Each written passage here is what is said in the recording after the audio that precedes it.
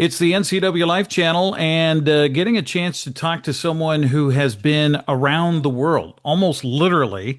Trent Tresch joining us now. Now, Trent is a guy who grew up in Western Washington. He calls home Eastern Washington, but Trent, your home is kind of wherever you are, right? Yeah, Eric, thanks so much for having me on, and that's totally true. So, out here working on projects across all seven continents, including the deep ocean and even space. Tell me about when that whole thing started for you. I mean, was it a kid and you wanted to be an astronaut? I wanted to be a firefighter when I was a kid. I think careers are an interesting thing. For me, again, growing up in Western Washington, I went to university and didn't really know what I wanted to do, but always really enjoyed human discovery and knowledge. So I started doing everything I could in regards to travel. But then I think when I was living in Australia and I was a scuba dive master down there, I started to really think if I could do anything, I would want my impact to really take place towards deep ocean exploration and space exploration, particularly around human exploration. And so I just started working on project after project, and that's led me here currently to Johnson Space Center in Houston, Texas. So that's where you are right now. So that's home for at least the time being. Tell us about getting involved in space. I mean, it's one thing to go from scuba diving off the barrier reef to, try to step outside our atmosphere. So how did that happen? What was the progression? There's actually a lot of crossover between deep ocean exploration and space exploration, particularly when it comes to pressure vessels for human occupancy and even life support systems for, again, people. So when you go down underwater, if any viewers are scuba divers, right, you have to have your whole contained system with you. You got to bring that air with you down underwater. And now, when you start to move into submersibles, for example, you do use scrubbing mediums to get all this exhaled CO2 out. You introduce oxygen into the system. And then, of course, you have a vessel that's able to withstand the depths of the ocean. And so in space, it's just really the reverse. We still have to think about things like decompression sickness for going from areas of high pressure to low pressure. So that human physiology side has some similarities. And then again, technology. When you go to space, you also think about your oxygen consumption. So usually with aviation, if you go above a certain flight level, there's this triad when it comes to space life support that we have to consider, where we start to look at oxygen pressures, pressure of the atmosphere itself, and fire risks. And so, taking all these things into consideration, we have to try to determine what are going to be, the best living conditions for astronauts. And actually, that's something I got to do earlier this year at Johnson Space Center was be a prime crew member for what's called NASA's Exploration Atmosphere. And what we got to do under the exploration atmosphere test was live inside of an altitude chamber for about a week. And while we were living inside of this three-story chamber, we basically were doing spacewalks. So we got to live at habitat pressure that'll be used for the astronauts' return to the moon under Artemis. And then we would do tasks as if we were inside of spacesuits while we were fully contained in this system. And so what we were looking at, again, was decompression sickness and the potential risk associated for any astronauts that would be living on the surface of the moon and then transitioning to their spacesuit for activities and then coming back into the habitat. So again, we see a lot of crossover between the science and physiology between space and the ocean. How in the world did you become one of these people that NASA even had, knowledge of you? I've been fairly lucky. I've worked in the space industry for about 10 years now on a plethora of different projects from TV shows with the History Channel and the Discovery Channel. I've been developing, even flight testing spacesuits for about a decade. So, you start working on some projects, and then before you know it, you get introduced to somebody else that has different expertise, and you might collaborate somewhere. And, given enough time, I think that it just all paths kind of converge towards the direction you're walking. So coming out of college, I mean, were you educated in science and all of that, or what was your degree coming out of college? And I guess that's kind of a friendly note to those that are coming out of high school and figuring out what they want to do with their lives. just because you get a degree in something doesn't mean that's what you're going to do. I studied the humanities and social sciences, and I didn't know what I wanted to do. I was lucky enough to take part in a Washington program called Running Start, which I think has its benefits and drawbacks for any high school students out there, right? Getting to go to college while you're still, say, a junior or senior in high school. Yeah, I really didn't know what I wanted to do when I went to university. And kind of my goal was to get in and get out. And I always told myself that I could go back to school later on, which is precisely where I find myself today. So I went to Western Washington University and I finished in about a year's time. So I graduated really early and then started traveling and getting into this field of exploration. Currently, I'm working towards my PhD. There's always this interest in technical expertise, right? Capabilities that can, again, enable human space exploration. So scuba diving, I feel, is a very natural one that a lot of people dive towards. But when it comes to things like skydiving as well, you definitely want to cultivate that skill set if you're doing any kind of flight missions. Actually, Eric, for example, a couple years back again for the Discovery Channel, we were actually doing a spacesuit test in a fixed-wing aircraft in Washington. So we were flying to altitudes that a normal jetliner would be at, but not inside of a pressurized cabin. So everyone had to be wearing parachutes. We had to have our oxygen equipment. We had an F-18 pilot who's actually testing the full pressure suit. And so, again, all of these skill sets that you can develop, and then they seemingly come together when the opportunity calls for it. So from spacesuit and working on spacesuits now, I guess why? That's kind of some people might go, okay, why in the world would you be working on spacesuits? Because it seems for the layperson that we had the big space race in the 50s and 60s, and we got to the moon, and then things quieted down, and then we had the Discovery or the shuttle program, and then that didn't end so well, and then it's been kind of quiet. But now there's talk of maybe going back to the moon. Of course, Mars is also that conversation piece as well. So I guess that's the why, right? Well, exploration just for me in general has always been about pushing the limits, right, of discovery towards knowledge. Figuring out why the heck are we on this tiny little planet in the far corners of this massive universe, right? Why are we here? I think that we start to ask these larger questions, and in order to try and find the answers, this is where we have to be academically and exploration, right? So when it comes to space exploration in the modern age, it's a really exciting time to be alive. And we have self-landing rockets now, which are really the things of science fiction. And so, under the Artemis program, NASA will be returning humans to the surface of the moon, and hopefully this time to stay. Now, what does that mean? That means that what we're looking to do is establish a long-term settlement on the surface of the moon and hopefully start to wrap in commercial opportunities, right? Economics really do drive exploration as well, and we have to figure out, are there resources, for example, that we can get from space to bring back to Earth, whether those are minerals, uh, fuels for potential fusion power in the future, right? There are many of the resources we find here on Earth are scattered throughout the solar system and beyond. And so, for example, if we can go out and start to collect those items and bring them back to Earth, we can continue to develop technologies, for example, whether that's in artificial intelligence and computing or communications. Space is also a fantastic place to grow crystal structures as far as chemistry goes. And we can start to even look at pharmacology in space or industrial manufacturing off-world, right?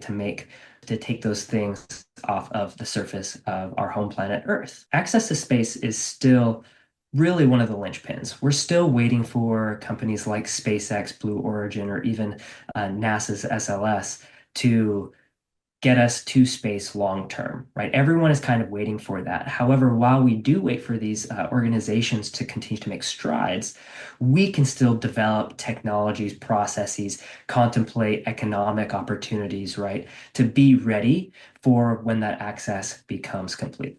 Like you say, we got to be able to prepare for being in space for periods of time. I mean, what's the longest somebody has been at the space station? A year or plus, or I don't even know those stats. At one time, about a year. Cumulatively, astronauts have gone back to the International Space Station and spent longer periods of time, all together. But, when we look back even to the Apollo era, we're looking at about 12 people spending a total of less than 2 weeks on the surface of the moon. And so the International Space Station has been really pivotal to our understanding of the impacts of living and working in space.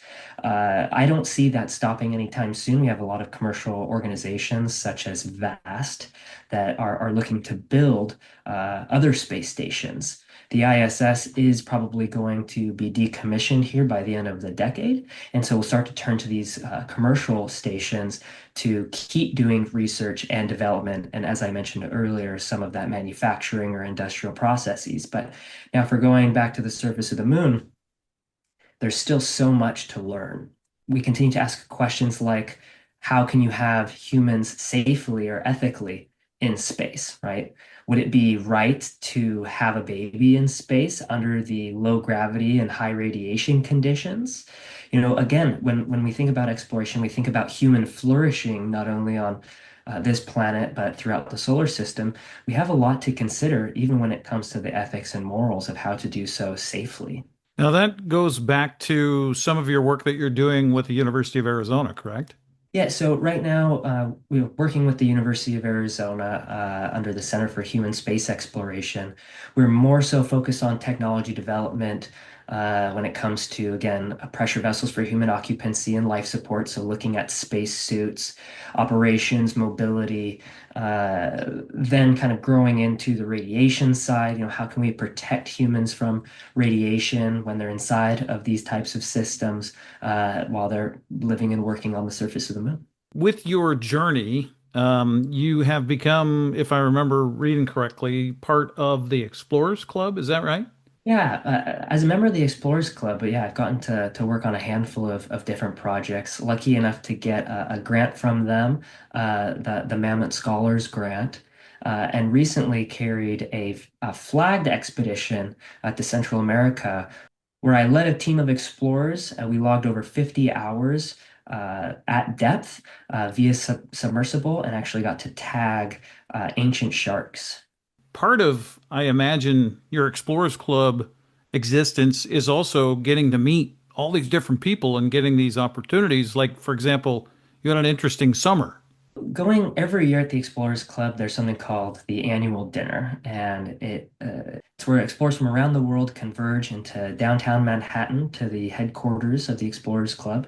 And it's exactly that. It's sharing stories and laughs with people that love this industry. You get everyone from biologists to astronauts and everyone in between that comes together to share this weekend. Through the club, I got to meet individuals that were working on shipwreck hunting expeditions. And so I actually spent my summer in Lake Ontario with a nonprofit called Exploring Our Deep World, run by Aaron Newman.